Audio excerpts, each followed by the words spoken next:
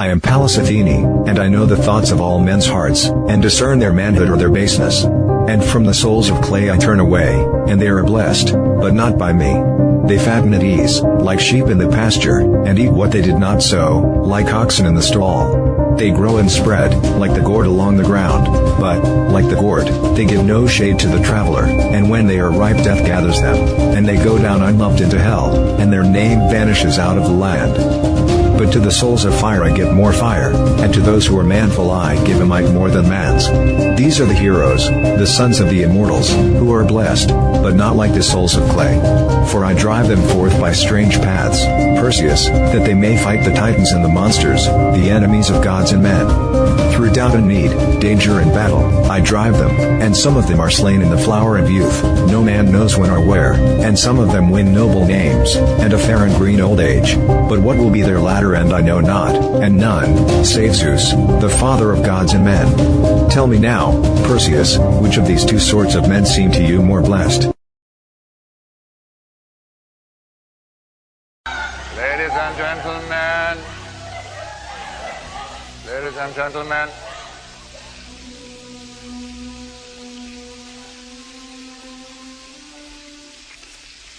due to the Nakatomi Corporation's legacy of greed around the globe, they are about to be taught a lesson in the real use of power. You will be witnesses.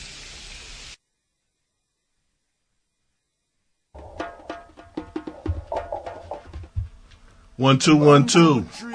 This is Dominic Amiri for We the Students Television Edutainment. We're here today. We got a special guest, one Miss Anastasia, the Phoenix Amore, who's here to talk to her about the new book she wrote called The Obia Woman. Hello, Anastasia Amore. How are you? I'm fine, thank you.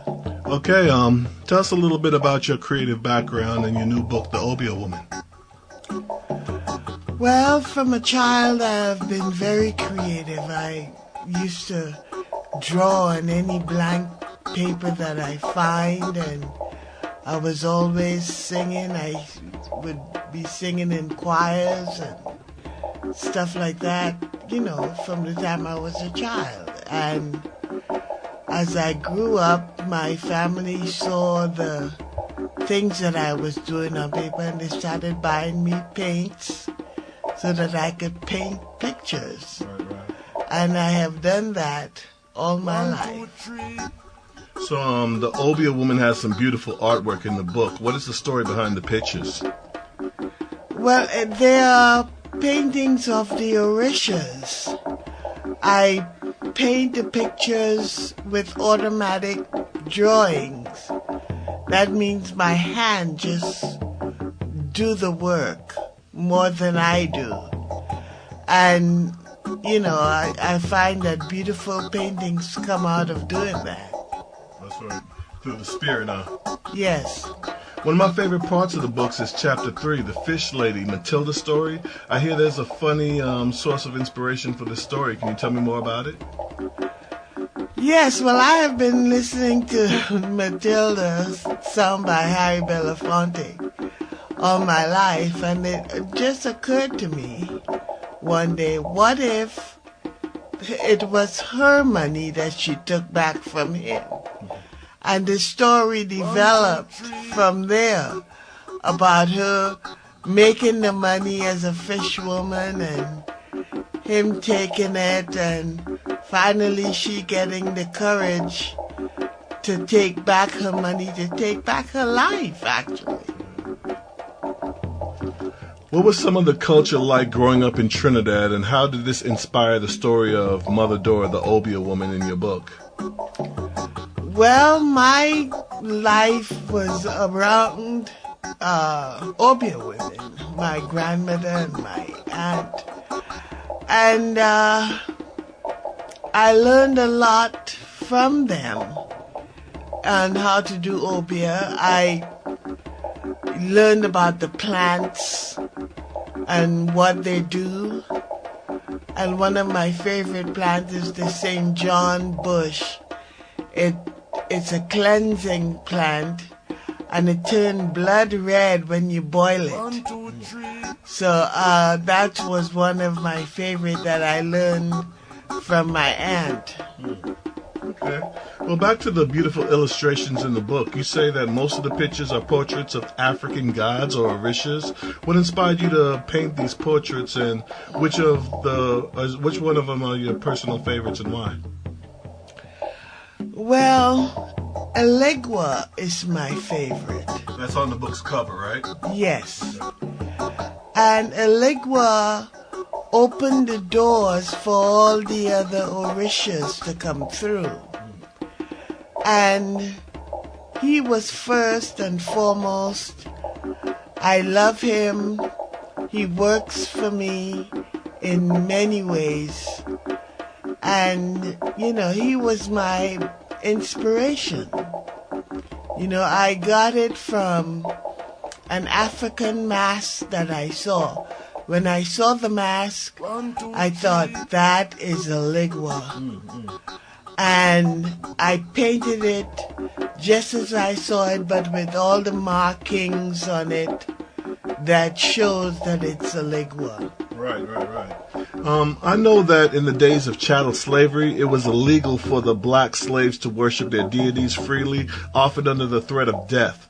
These slaves, they found clever ways to secretly worship or practice their original religion through synchronizing these deities with the white saints of Christianity and doing their worship and their rituals under radar. Could you tell me a little bit more about that? Yes, they found that if they pray to the white saints, their masters wouldn't beat them. They would think that they were Christians. They're synchronizing it. Yes. And Eligua was placed in St. Anthony. And Shango was Santa Barbara. And on and on. Right. Yes, and they did that because no one wants to be beaten. Yeah. But they still wanted to worship their ancestors. Yeah. Beaten or killed, really. Yes. Why do you think so many of our people fear their own original religions and culture, whether that be Obia, Santeria, Voodoo, Hoodoo, etc.? Most of our people try our best to distance ourselves from these ancient beliefs many decades after chattel slavery that has to do with, pre-colonial Africa or wherever. Why is that? Why do we distance ourselves from these ancient cultures? Well, they were taught that these religions were of the devil. They were taught that they were evil. And it's going to take some time to convince them that this is their religion. These are their gods. This is what we were before the white man. And I think in time they will come to see that these religions are not of the devil. Okay, well, back to the book. The main protagonist is Dora Van Hart, Mother Dora. Who is the Obia woman? How close is Mother Dora's fictional story close to the reality of the spiritual Obia world? Well, Mother Dora embodies what an Obia woman is. I have seen so many details of Obia women that are so wrong. They're nowhere near the truth. And Mother Dora is my way of showing what a real Obia woman is. Okay, that's great. So what's next, and what can we expect from Anastasia Amora after the Obia Woman book? Is this a series? Are you going to continue to paint? What comes next after this book, The Obia Woman? Obia Woman 2 comes next. And yes, it is a series, and I will have paintings. I'm planning on doing more paintings for that book. Only time will tell as far as the paintings, because they do take a lot of time. Right. Yes. Okay. Okay, well, thank you for your time, Miss Anastasia Amore. And if you want to pick up her book, The Obia Woman, you could get it at Amazon.com. The Obia Woman by Anastasia Amore. Thank you for your time. This has been Dominic Fortune for What's We the Student Television. Be good. Be blessed. Peace.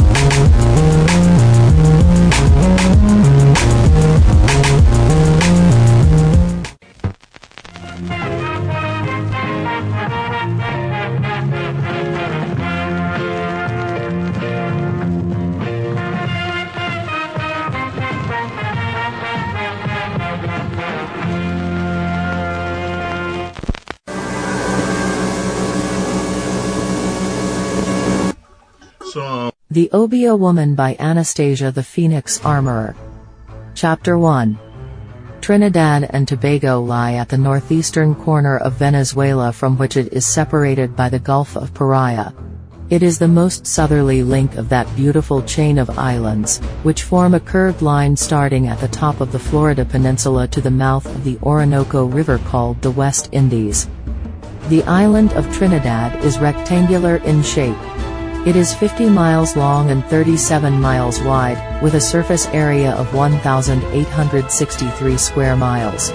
The highest range of mountains, in the north, crosses the width of the island from Galena Point to Dragon's Mouth.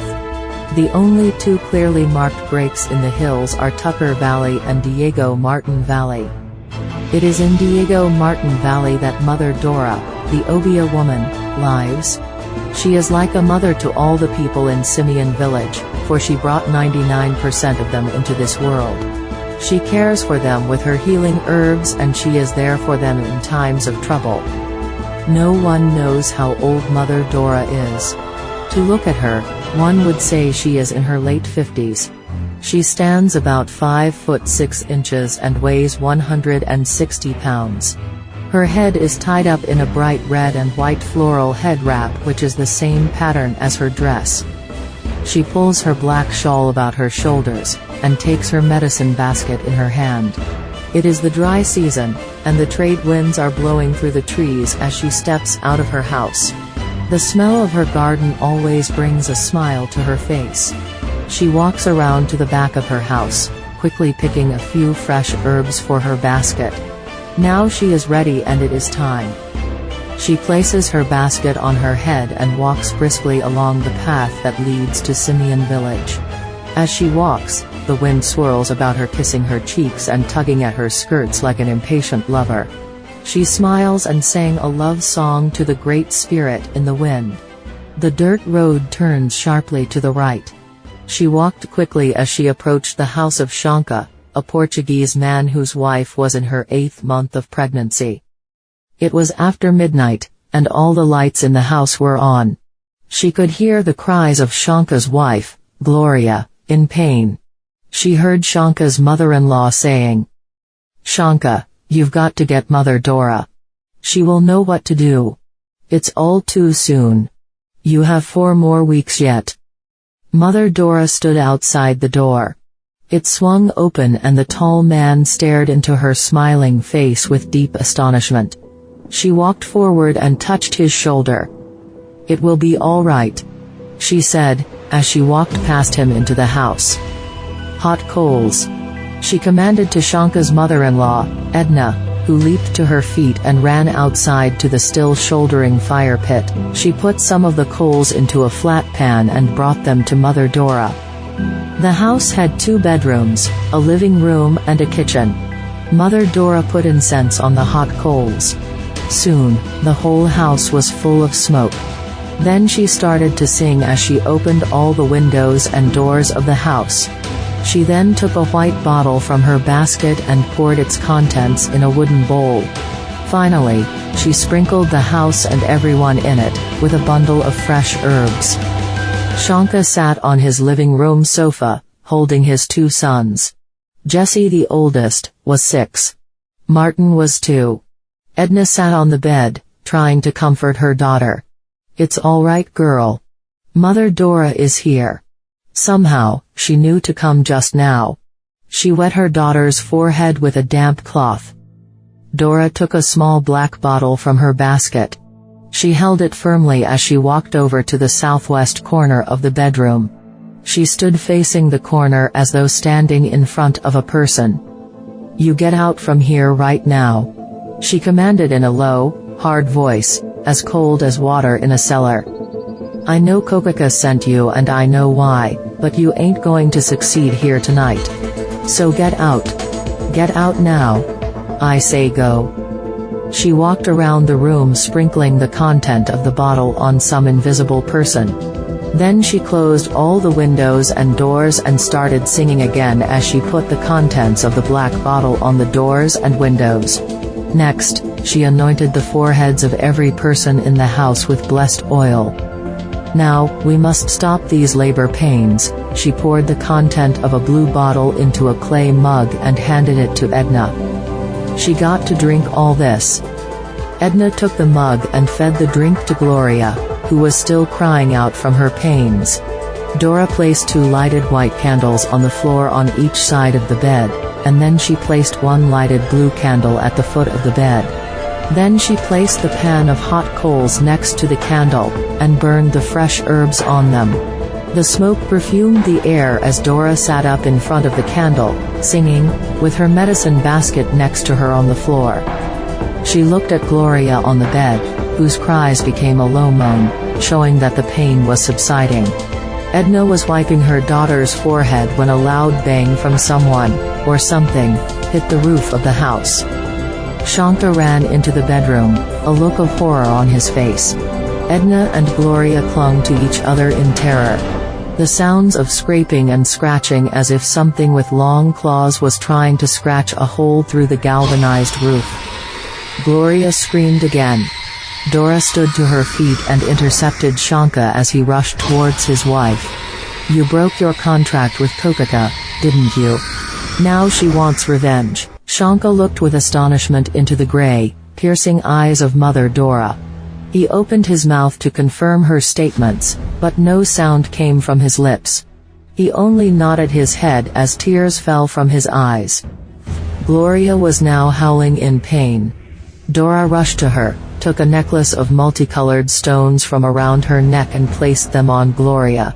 They stopped her screams instantly. Panting heavily and placing her hands on her belly, Gloria cried between breaths, the child is coming." Dora rushed to her basket and took out a red root. "Eat this." Gloria ate the gnarled plant with haste. Dora placed her hands on the woman's belly and said, "Stop. Stop now. It is not yet time. Wait a little bit longer." With these words, the pain stopped. Gloria looked at the woman whose hands had brought her and her 2 children into this world. "Thank you, Mother," she whispered. The gentle woman smiled at her and wiped away her tears. "This child will not come before her time, nor will she die." She smiled at Gloria reassuringly. Suddenly, screams came from the living room. "Stay here with her," Dora said to Edna, as she and Shanka ran to find the 2 boys doubled in pain. "Go bring my basket." Shanka rushed back to the bedroom as Dora scooped his sons into her arms and held them to her. Shanka brought the basket and placed it before the woman on the floor. "You are a damn fool, Shanka." He glared at her, not knowing how to respond. Her eyes blazed with anger. "You were a fool first of all to go to Kokaka, and even a bigger fool to sell her your firstborn, and for what?" "I was desperate," he shouted. "She gave me the money I needed for my shop. I had to make a life for my family. Money, money. It's always money. She howled at him. Give me that little black bag. She pointed with her head and eyes to the basket. Shanka handed her the little black bag. She set the boys on the floor in front of her. Then she made a circle around the man and his sons. You stay here in this circle and do not move until I come back inside. The boys stopped crying as they held onto their father.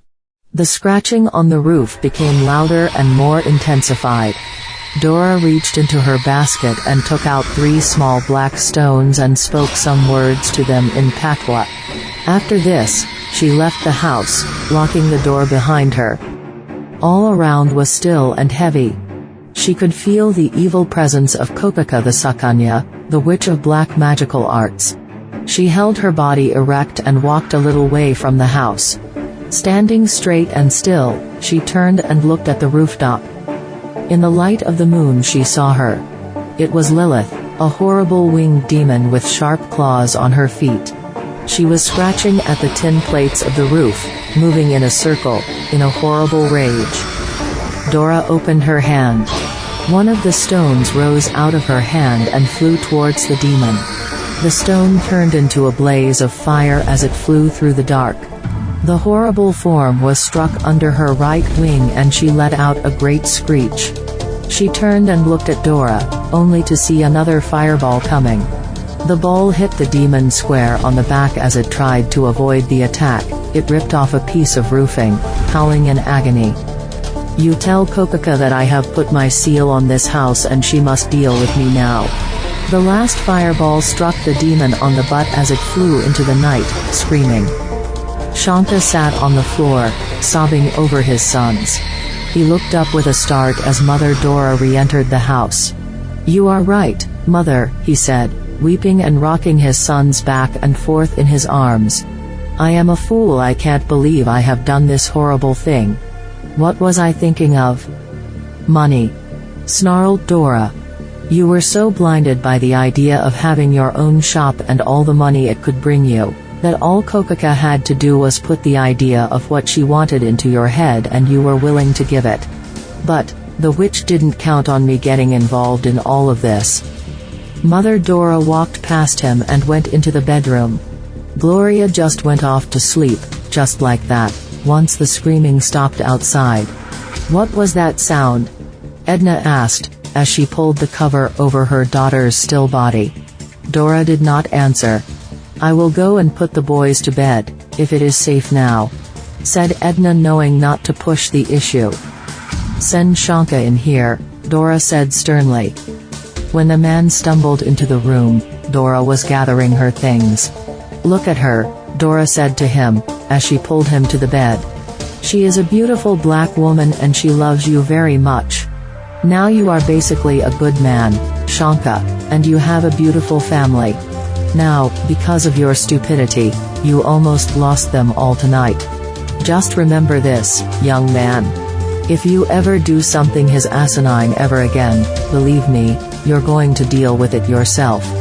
Dora then sat with Gloria for a few hours to make sure she was all right. She then left Shanka's house. She took 4 small stones from her basket, spoke to them and buried them in the ground at the 4 corners of the house. Then placing her basket on her head she set out down the path for home. The sky was purple in the east, and a few of the stars could still be seen in the west, as the dawn of a new day greeted the valley. The air was cold and chill, and she pulled her black shawl around her as she walked briskly along the dirt road. She knew that her lifelong enemy, Kokaka, now had one more reason to hate her. Mother Dora would have to battle the evil Sakanya again, and soon. The fragrant smell of her garden greeted her and the dew on the rose bushes lining the path to her house looked like diamonds in the first dawn light. She smiles as she walks by them into her house. She will turn in now and rest in the beauty of her home, for in her heart, she knows that soon she must face Kokaka and pay the reckoning for the broken contract.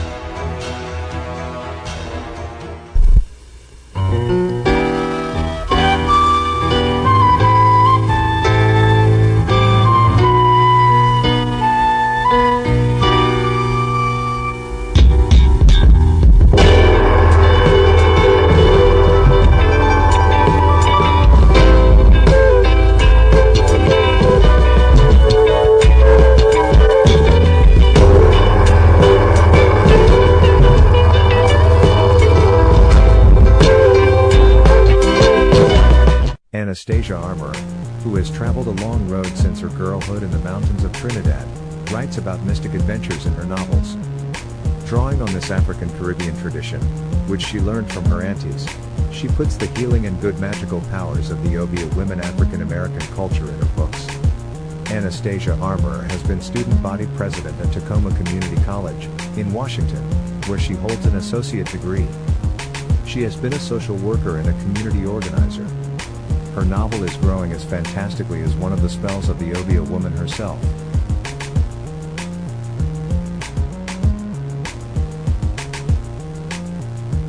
LA